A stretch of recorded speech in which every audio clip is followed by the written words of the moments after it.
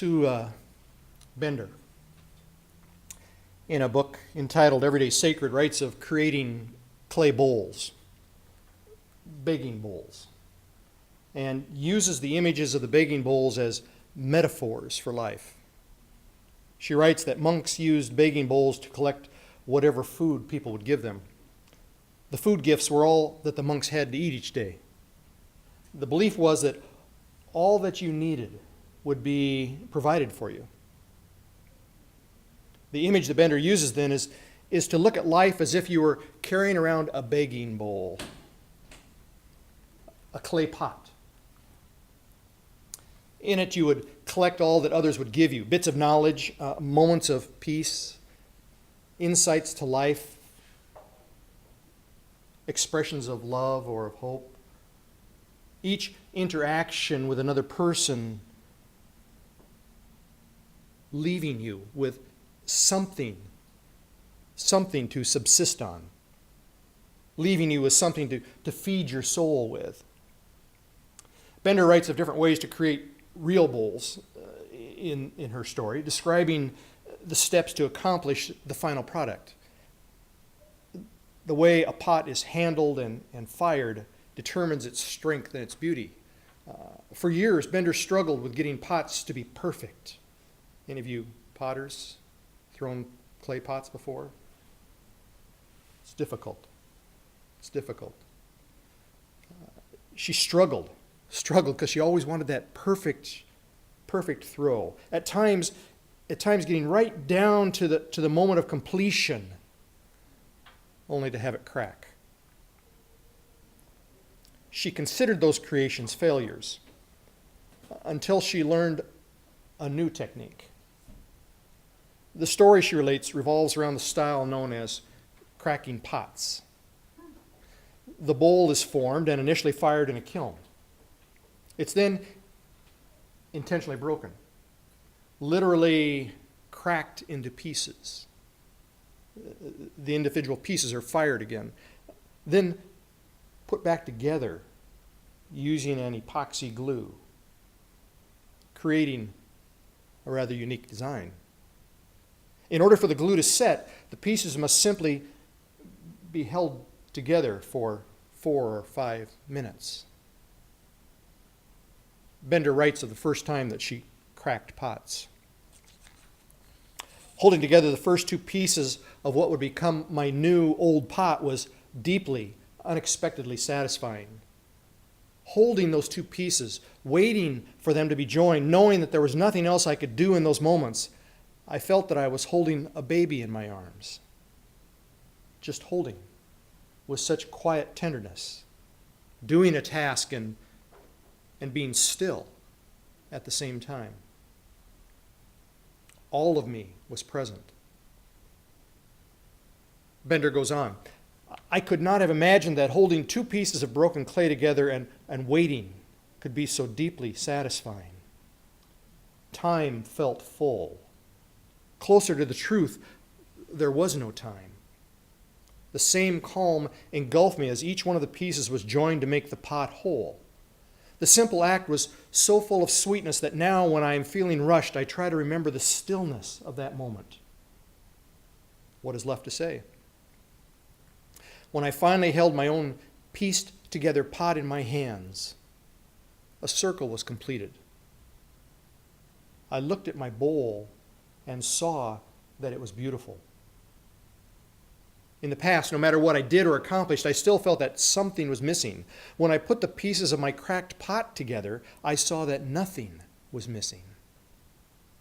Nothing. I saw I was whole. Such, I think, is the life we have. We start out whole, complete. Along the way, we may feel that something is wrong or missing. We aren't the way we'd like to be or the way we think we should be. So we come to a crossroads, a turning point.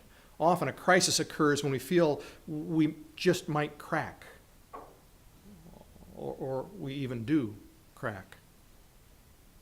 It can be a difficult, frightening time. With time and great care and tender patience, we can re-examine the pieces, knowing that when we are ready, a solution will come. We can glue the pieces of our life back together, and frankly, it looks far more interesting, more beautiful than even before it broke. The pieces are the same, but it's a different life than when we started. The image of clay and its use as a container is frequently found in Scripture.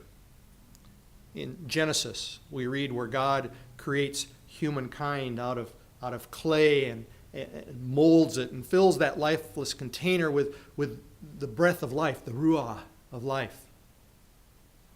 Jeremiah speaks of God as a potter who can reform a marred pot. Jesus changes water that's held in clay pots into fine wine, a very nice talent to have. And in the letter from Paul to the church at Corinth, we read how a great treasure has been hidden in simple clay pots. There is a great treasure inside of us. At times, as Paul says, we're hard pressed on every side but not crushed, perplexed but not in despair, persecuted but not abandoned, struck down but not destroyed. In other words, we have experienced some cracking. Some of us have even had some rather large pieces broken. Listening to the messages of the world, some have taken their shattered shards and thrown their lives away. Alcoholism, racist, sexist, or exclusionary behavior toward others, abuse, unhealthy relationships, suicide. There are only a few of the ways some have tried to throw away those shards of brokenness, the pieces of their lives. At times, we have bought into the idea that we are not whole if our life does not meet the perfect expectations of the world. We've treated ourselves like a potter that can't stand even a subtle flaw.